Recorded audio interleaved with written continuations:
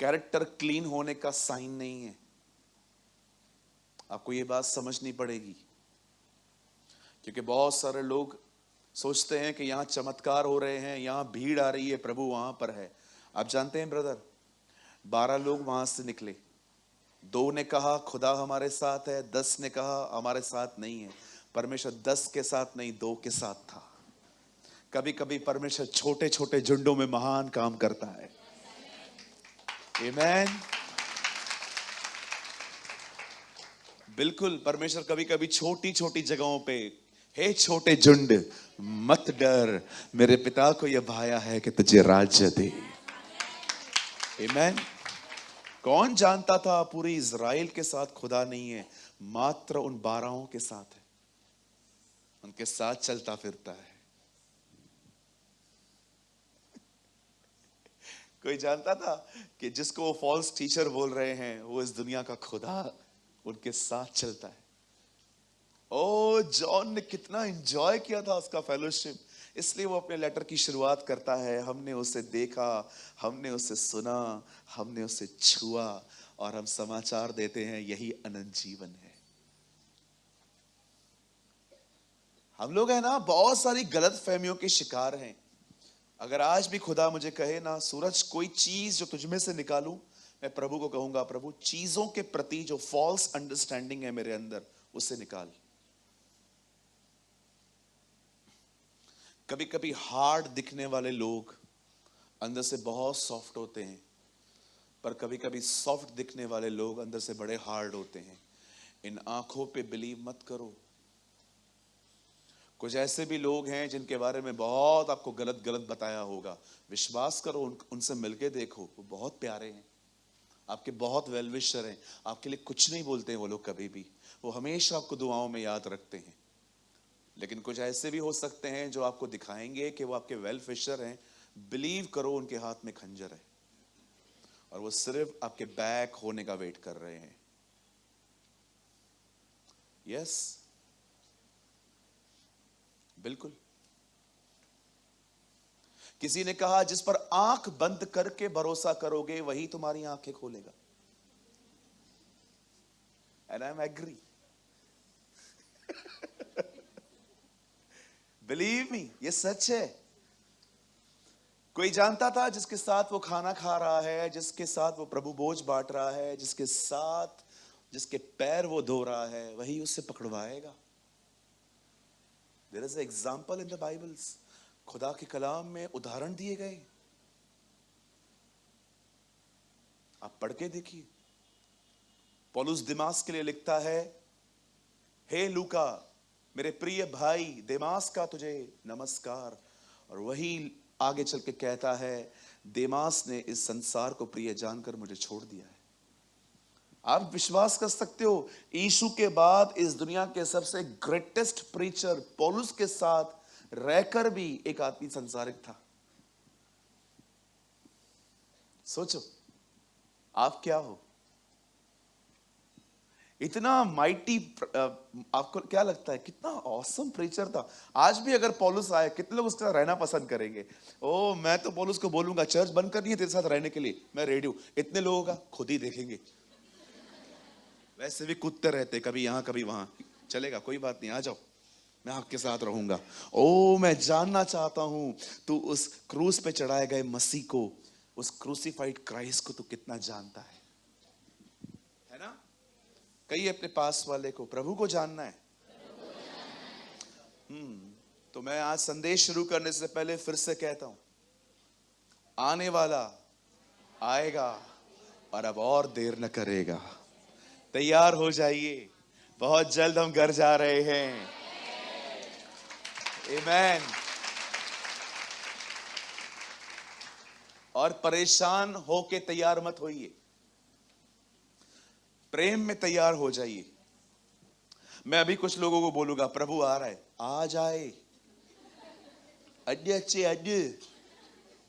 आपको लगता होगा ये लोग प्रेम करते हैं, ये प्रेम नहीं करते हैं, ये परेशान हैं, यहां से छूटना चाहते हैं। अरे अच्छे माँ तो ये तैयार बैठी, मैं तो तैयार बैठी हूं, तैयार। मुझे लगता था ये बड़ी प्रेमी है, मुझे बाद में पता चला कि इसकी सांस से इसका प्रॉब्लम है। अभी आप सोचो, जिसके ऊपर कर्जा है उसको आप बोलोगे प्रभु आज ही आ रहा है,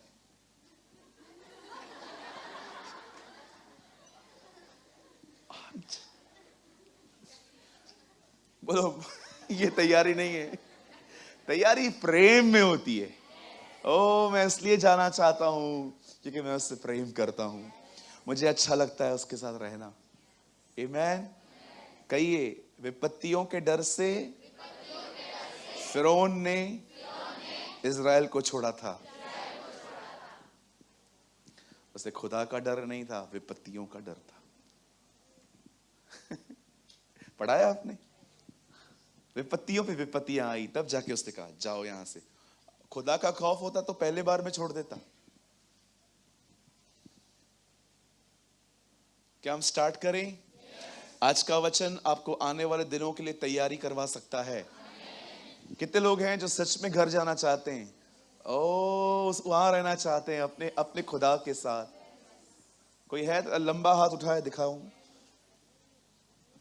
चलो, कुछ लोग नहीं जाना चाहते हैं, कोई बात नहीं, आपको मुबारक हो, हम तो जाएंगे, हम जरूर जाएंगे। मुझे आपका नहीं पता है, मैं तो जरूर जाऊंगा। नहीं नहीं, हम सभी जाएंगे, मैं मजाक कर रहा हूं, हम सभी जाएंगे। आमीन। आज ही आए, आज ही आए। आइए मेरे साथ खोलिए बाइबल की खूबसूरत किताब दूसरा तिमुथियुस। Open with me the book of second Timothy.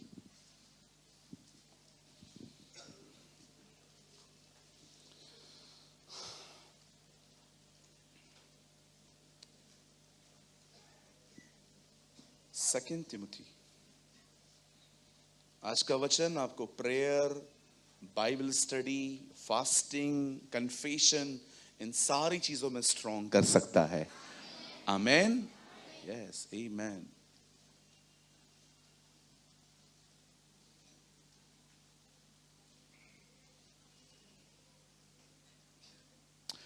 Chapter 4, 4 अध्याय। सबको मिल गया? मैं आपकी हेल्प करना चाहता हूं, अगर आपको नहीं मिला है तो 296 पेज नंबर है, आप खोल लीजिए, कोई बात नहीं, हम वेट करेंगे आपका। लेकिन एटलीस्ट आप अपना वो आयत खोलो जहां से हम पढ़ रहे हैं। आपको पता होना चाहिए पास्टर क्या प्रीच कर रहा है।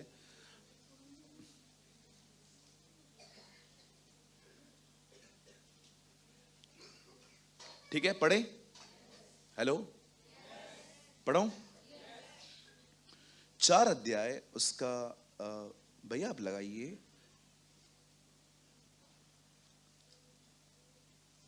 6 वचन, 6 और 7 पढ़ेंगे, 6 से स्टार्ट कर रहे हैं। आइए यहां देखिए, जिनको बाइबल नहीं है।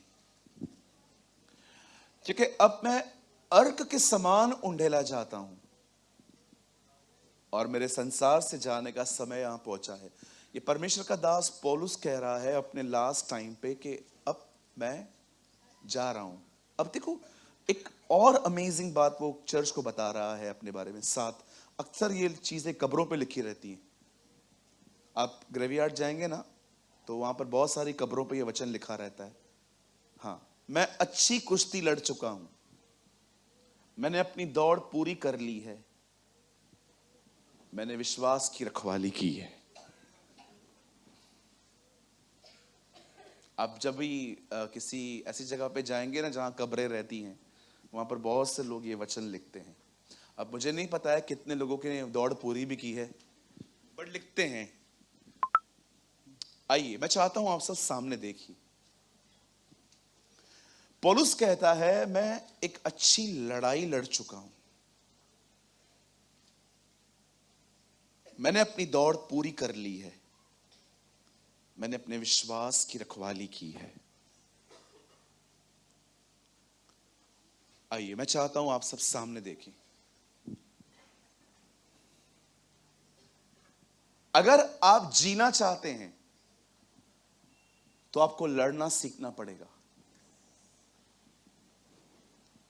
क्योंकि न लड़ने का परिणाम मरना होगा। अगर मैं आपके सामने आपको मारने आऊंगा, अगर आपको जिंदा रहना है तो आपको अपने हाथ में भी कुछ लेना पड़ेगा, नहीं तो मैं आपको मार दूंगा। पौलुस एक ऐसी लड़ाई के बारे में यहां पर लिख रहा है जो तलवार और भाले या बंदूक से नहीं हुई थी। वो एक फेथ की लड़ाई है कि जो बातों पर मैं विश्वास करता हूं और मैं देख रहा हूं कि वो चीजें नहीं हो रही हैं और मेरा मन नेगेटिव होता जा रहा है, ये उस युद्ध की बात कर रहा है। बहुत बार आप चर्च में आओगे, वचन आपके लिए होगा, लेकिन आप यहां से बाहर निकलोगे, कुछ भी बदला हुआ अगर नहीं दिख रहा, वहां की युद्ध होता है। आप जानते हैं कितने सारे लोग हैं जो इस युद्ध में हार के बैठे हुए हैं, डिप्रेस, डिस्करेज। लेकिन जिस व्यक्ति को आप देख रहे हो ना, वो करेज में है। वो इसीलिए करेज में है क्योंकि वो लड़ रहा है। ये बहुत जरूरी है कि लोगों के साथ आप शांतिपूर्वक रहें और शैतान के ऊपर हमेशा भड़के हुए।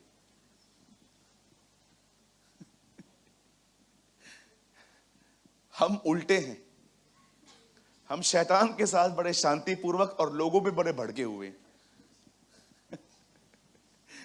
एग्री? आपको सहमत होना ही पड़ेगा। आपको हमेशा लोगों के साथ दया और शांति भरा व्यवहार करना चाहिए। मैं आज एक भाई से बात कर रहा था, वो मुझे पूछ रहे थे, आप कहते हो चुप रहो, आप कहते हो शांत रहो, बहुत अच्छी बात है, क्या इसका मतलब मैं किसको कुछ बोलूं ही नहीं? अगर कोई मेरे खिलाफ कुछ कर रहा है, कलीसिया के खिलाफ कुछ कर रहा है, तो भी हमें चुप रहना है? मैंने कहा नहीं ब्रदर, हमें बोलना है, लेकिन जेंटली, रिस्पेक्टफुली।